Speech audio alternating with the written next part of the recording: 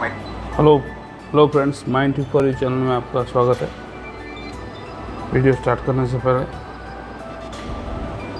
Channel को subscribe कीजिए, bell icon को हिट कीजिए और इस वीडियो को लाइक कीजिए। आज हम लोग सैंड स्टोइंग के ऊपर कुछ इम्पोर्टेंट डिस्कशन करने वाले हैं।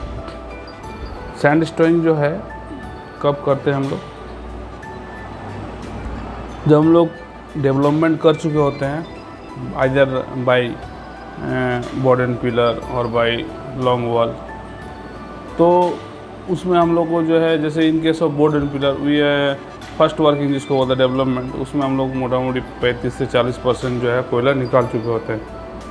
मेन जो कोयला एक्सट्रैक्शन होता है वो है deep layering operations. Deep layering जो है दो तरह का होता है, deep layering with caving, deep layering with स्टोइंग। तो डेवलपमेंट डीप लेयरिंग का with स्टोइंग, deep layering with caving.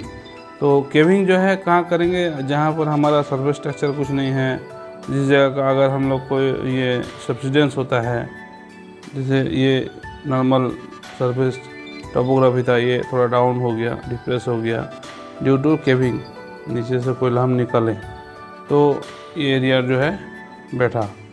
तो ये जो है जब हम लोग को ऊपर में सरफेस टोपोग्राफी कुछ है नहीं,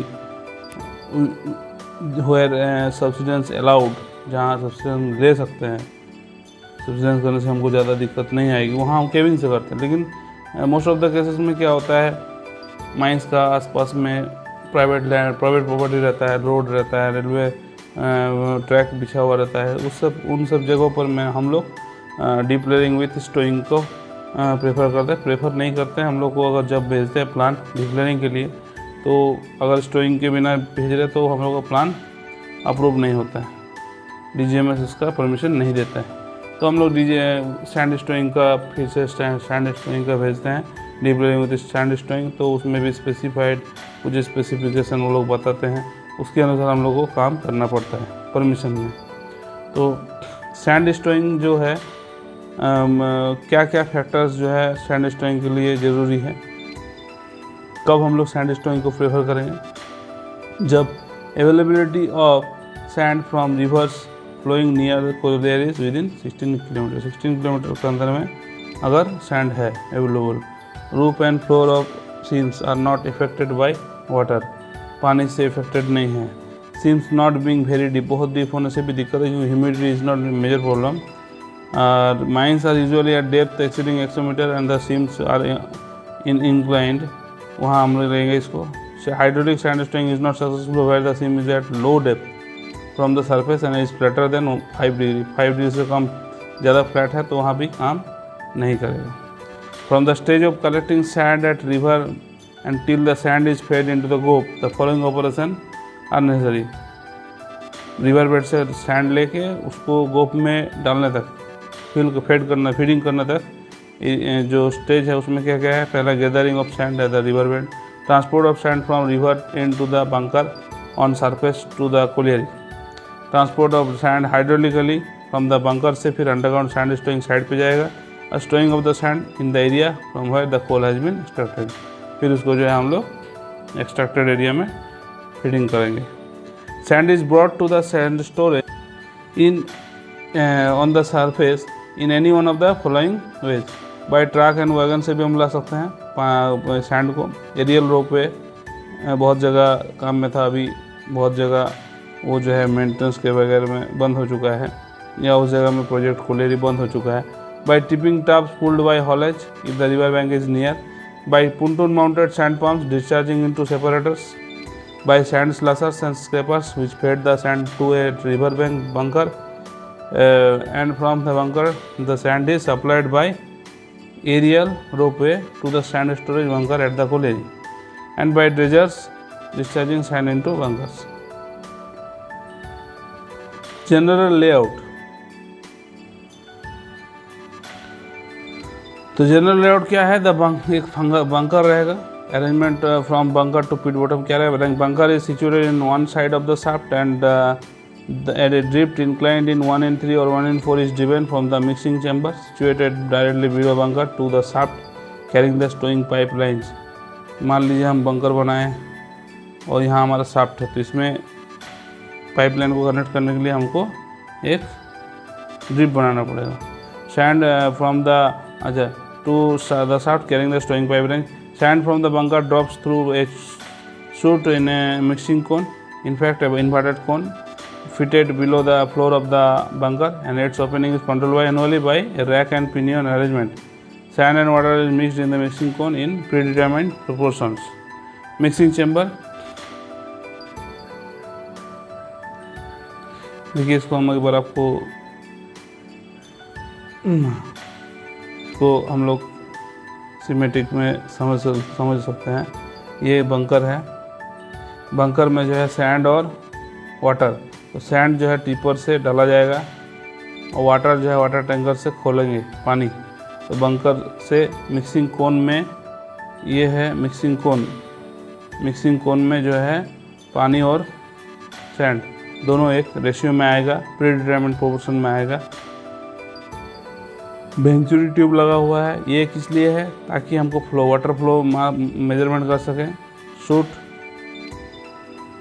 जो पानी को इसमें पानी शूट के द्वारा इधर में आ रहा, इन्वर्टेड कोन पार्ट में आ रहा, और ये सैपर स्टेबल पिट है ताकि यहाँ हम जाके मिक्सिंग कोन के पास आके ऑपरेटर जो है मिक्सिंग कोन वाला एरिया में ऑपरेशन कर सके, उसका पानी चालू करना, सैंड को आने देना, ये सारा काम ऑपरेशन करे।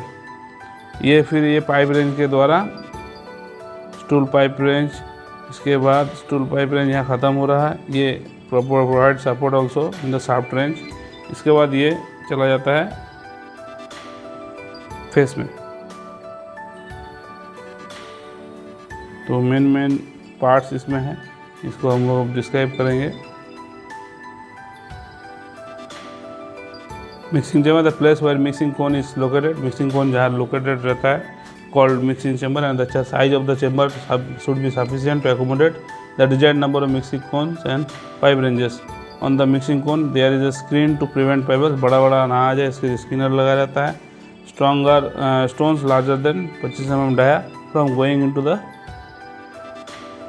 shaft range with the sand water mixture.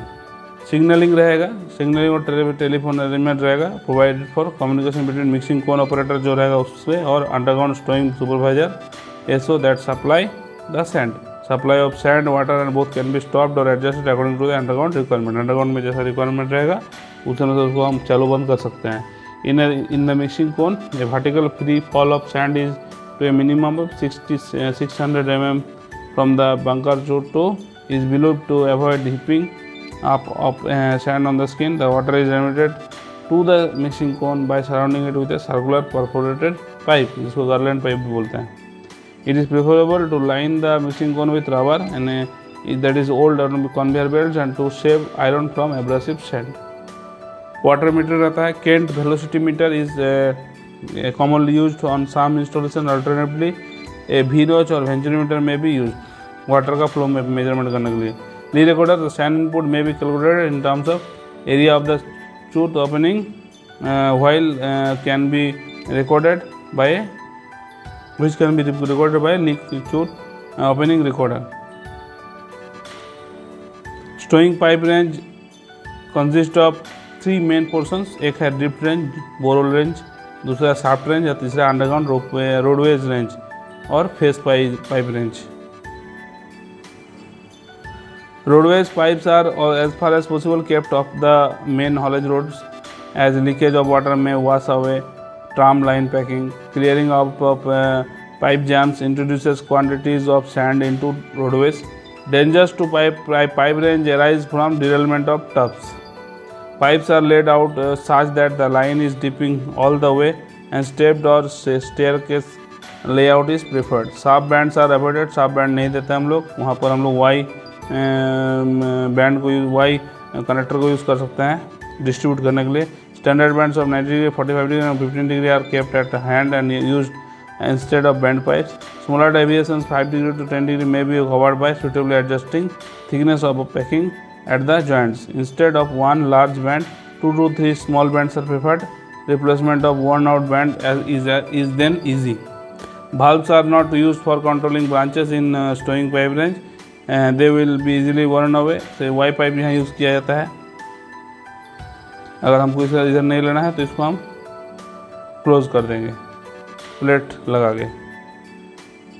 Branching off and main the range that is not needed is blanked off.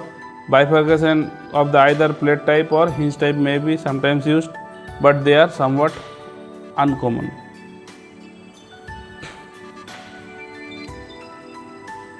और सपोर्ट के लिए क्या रहता है शाफ्ट रेंज में? In the shaft range the pipe is supported on stool pipe placed every 30 to 40 metre apart, and the stool pipes are supported by double buntons set in the side of the shaft, and the intermediate points the shaft ranges are instead steadied by single wonton set of 8 to 10 meter apart in between the double wontons. Hydraulic profile and HL ratio, ये बहुत important topic है, इसमें बहुत बार question आया है। It is essential that pipe layout is in a hydraulic installation stowing installation should confirm to a correct hydraulic profile maintain करे। Incorrect profile will cause cavitation तैयार होगा। Then full available head can not be pressured to use, अच्छा से हम लोग full head को use नहीं कर पाएंगे। High local velocities will cause considerable wear on the pipes and the entrapped air will set up pulsations in the system. The length of the pipe range through which sand water slurry can be transported depends mainly upon the vertical head. Vertical head कितना है उसका ऊपर depend करता है, हम कितना दूर उसको ले जा सकते हैं। Height between the mixing chamber and the point at which slurry is discharge, तो HL रेशियो जो है always height is to length ratio, मतलब अगर हमारा 100 मीटर का हेड बन रहा है तो हम 700 मीटर का पाइप रेंज बिछा सकते हैं। उससे हम क्या कर सकते हैं, एफिशिएंटली सैंड स्टोइंग कर सकते हैं। Stowing range indicates for is its efficiency, generally this ratio is 1/7, मतलब 1:7 for reasonably good stowing rate. छोटा सा मैथ है यहाँ, मान लीजिए concentration of sand is to water in most of the cases sand water 1:1.5 रहता है, और डीपर माइंस में 1:1.3 रहता है बाय वॉल्यूम। तो वाटर सैंड वाटर ऐसा रहा 1:1.5, तो सैंड 1 टन और वाटर 935 लीटर। अगर 2 रहा तो फिर 1100 लीटर पानी यूज होगा 1:2 अगर रहा तो। ये एक फार्मूला है QS sand discharge rate, QM sand and water discharge rate, flow rate ये आप बोल सकते हैं उसको, and S and WR proportion of sand water respectively by volume. इससे हम लोग छोटा मोटा मैथ सॉल्व कर सकते हैं। ये इससे गेट वगैरह में भी पूछा जाता है, गवर्नमेंट का टॉप एग्जाम्स अगर क्वेश्चन मारता है तो उससे ये उसमें इसको पूछ सकता है। Thank you.